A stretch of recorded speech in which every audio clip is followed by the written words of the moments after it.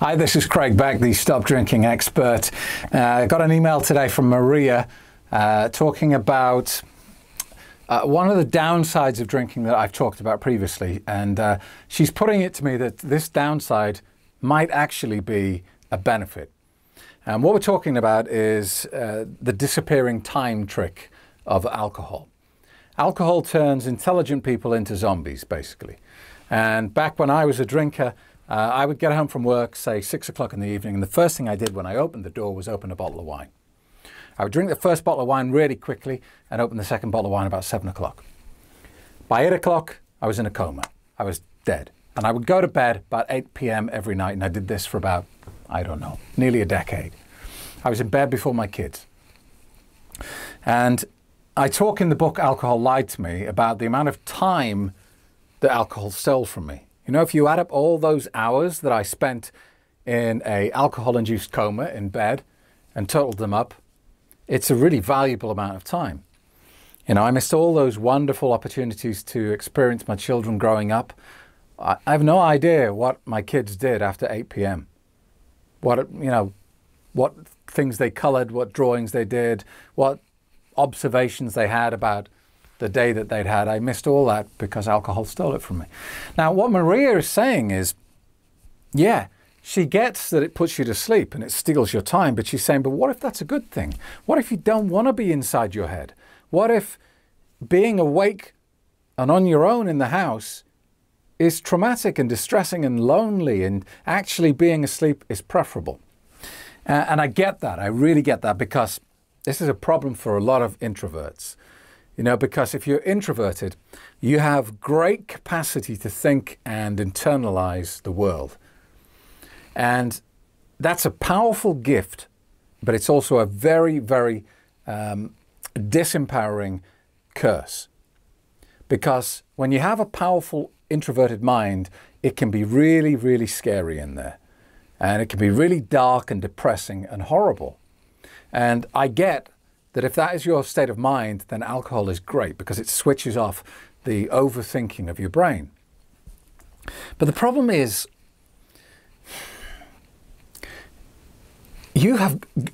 by doing that, you're taking away the gift. Everything is in balance in this world, right? So if you have a very powerful introverted mind, you have as much a gift as you have a curse. Now, you use the alcohol to take away the curse, but it doesn't just take away the curse, it also takes away the gift. Now, you are robbing yourself of your potential. You are robbing yourself of something truly breathtaking and amazing, because you are capable of achieving something profoundly beautiful. And that is why you are here. You have a purpose. This life for you has a reason. There is something you are here to achieve. Now, most people, not most people, but a lot of people never really find that purpose. You know, because you get trapped into the loop of life. You go to school, you get told that you have to go and get a nice, safe, sensible job that pays the bills. So you go and do that. You might not enjoy it, but at least it pays the bills. Then you meet someone, you get married, you have kids, and now you're in the loop. You've got a job you don't like. You've got kids who need you to provide for them. You've got a mortgage to pay. You are in an unbreakable loop, or so it feels. This is not why you came here. This is not your purpose in life. Now, to drink, to turn off that little nagging voice in your head that is unhappy, that is trying to tell you, this is not our life. This is not what you're supposed to be doing. To turn that off with alcohol is basically to give up on life. It's to say, I quit. I'm going to sedate myself for the rest of my life because I don't want to deal with this issue. And all I can tell you is the difference between my life now and when I was a drinker is immeasurable. Everything about my life is amazingly better now. And that is without a sedative in my head to control my crazy thoughts. Because I'm an introvert. Okay, I'm an extroverted introvert in that I can turn it on when I need to. I can public speak. But that's because I spent 20 years as a broadcaster. But I'm an introvert, I think. And I used to use alcohol to sedate myself, to stop myself thinking. But all that created was a miserable relationship, a miserable home life, terrible financial situation where I didn't have enough money to pay the bills, terrible health. I was at the hospital, a couple of times a month to see consultants about various aches and pains in my body which were being caused by the alcohol. My career was stagnating, so this wasn't helping the money problems that I had because I was going nowhere. I was tired all the time. I wasn't operating to the best of my ability.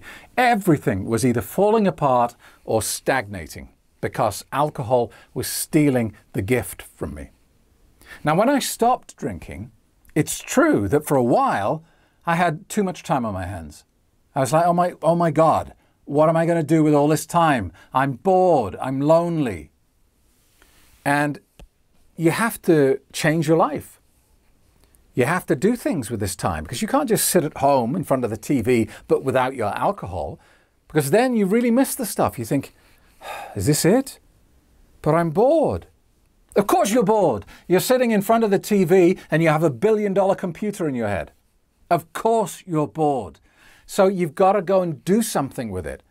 But don't use alcohol to delete your life. Because I'm telling you that you will get to the end and you will be on your deathbed a lot sooner than you should be there. And you will look back on your life and I guarantee you, you will not say, I wish I'd drank a bit more. I wish I'd spent just a bit more time in an alcohol-induced coma. You won't say that. You will look back and say, I wish I'd done this. I wish I'd done that. I wish I'd enjoyed my children more. I wish I'd spent time with my friends. I wish I'd followed my passion. I wish I'd found my purpose. I wish. So what I'm saying to you, Maria, is it might seem like a good thing because it helps you avoid pain now, but it doesn't delete the pain. It doesn't take it away from you. It just moves it into the future. All this pain that you are deleting from your life with alcohol will come back to haunt you one day. Every time you do this, this pain isn't deleted. It's time shifted. It's moved to a point in the future. So again, it's an illusion of the evil clown. Time isn't being deleted. It's being moved.